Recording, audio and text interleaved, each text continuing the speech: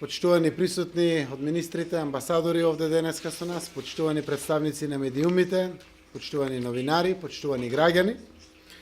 Дозволете најпрво да им честитам на граѓаните на вашата држава за ново избраниот председател на Република Словенија, председателот Борут Пахор. Дозволете ми, во моje име и во име на делегацијата на Република Македонија, на почетокот на ова моје обраќање, да го изразам огромното, искрено задоволство од ова наша посета и од можноста да се сретнам со мојот колега, премиерот Церар, како и со членовите на словенечката влада.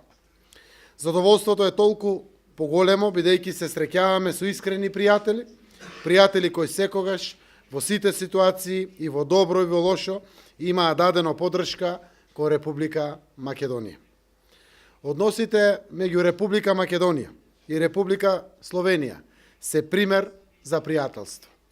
Нашето пријателство и срдечни односи се изградени на солидни темели, на взаемно длабоко познавање и на меѓусебна почит меѓу нашите народи, како и на заедничко препознавање на вредностите што не поврзуваат. Добрите пријатели добро се познаваат и ги познаваат потребите и капацитетите на другиот. Досега постигнавме многу, во многу области и посебно во делот на економските и трговските релации. Минатата 2016 година трговската размена беше околу 205 милиони евра, а по некои податоци 268 милиони евра, а до август 2017 година имаме 144 милиони, верувам дека можеме и многу повеќе. Во овој период, на ова поле, се отвараат и нови врати, нови можности. Една таква можност, која има големи потенцијали, е превземањето на председавањето на процесот за соработка во Југоисточна Европа од страна на Република Словенија. Изразувам на искрени честитки за овој настан и за сите иницијативи што ќе произлезат од овој процес. Сигурен сум дека Словенија ќе внесе нова динамика во него, од Република Македонија секако ја имате целосната поддршка.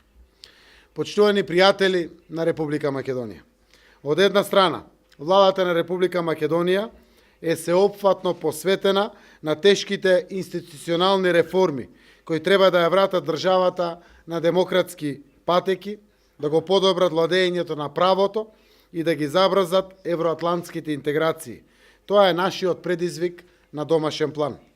Во исто време, во владата што ја предводам, постои цврсто втемелена согласност дека додека ги спроведуваме консолидирачките и реформски процеси во земјата, со иста енергија и фокусираност пристапуваме и кон градење на нашите односи со соседите, со земјите во регионот, како и со нашите стратешки определби да ја удвоиме брзината на процесите за членство во Европската Унија и НАТО.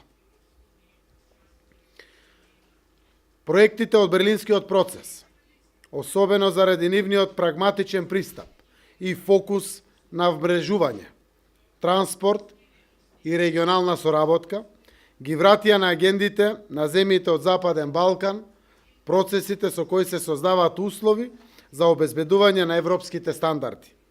За Република Македонија од голема важност е да продолжат иницијативите за регионално поврзување во патната и железничката инфраструктура, како и реализација на регионалната економска област. Учествуваме активно во овој процес, дадовме иницијатива заедно со председателите на владите на Босна и Херцеговина и Црна Гора за заедничка регионална авиолинија Скопје, Подгорица, Сараево, со која сакаме да го поврземе регионот и да овозможиме поголема мобилност за луѓето. Ова за нас е посебно значајно, посебно во период кога темата за проширување на Европската Унија не е приоритетна тема во некои земји членки на Европската Унија. Од тој аспект, уверени сме и имаме големи очекувања дека Словенија ќе биде меѓу најгласните и најсилните поддржувачи на веќе зајакнатата меѓународна поддршка на Република Македонија за остварување на нашите ЕУ и НАТО аспирации. Сакаме и очекуваме Македонија да биде следната 30-та земја членка на НАТО. Нашите задачи и обврски ги реализираме интензивно. Се надеваме дека тоа е добар сигнал да го зајакнеме диалогот со Европската Унија во 2018 година во однос на стратегијата за проширување Искрено се надеваме и очекуваме дека за време на бугарското и австриското председавање со Европската унија наредната година, фокусот ќе биде на регионот и посебно на Република Македонија. Ние работиме на реформите за да ги постигнеме стандардите на Европската унија и очекуваме да ги започнеме преговорите за членство во 2018 година. Почитуван премиер Церар, почитувани пријатели на Република Македонија, дозволете ми уште еднаш да изразам својата благодарност и благодарноста на народот во мојата земја до Словенија за континуираната поддршка за забрзано членство во Европската унија и НАТО. Сакам да се заблагодарам и за поддршката на Република Словенија во надминување на предизвиците во текот на мигрантската криза.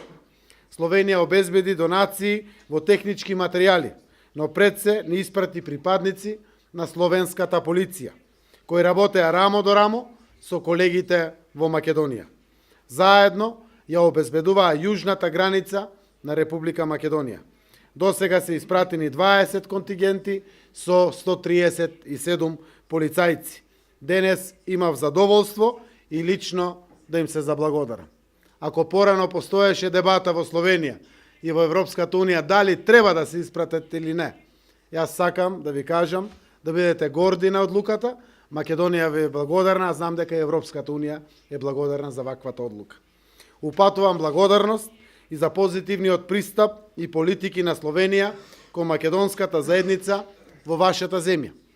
Овој пристап како суштински се препознава и во можноста за дополнително учење на македонскиот јазик кој е финансирано од Словенечкото Министерство за образование.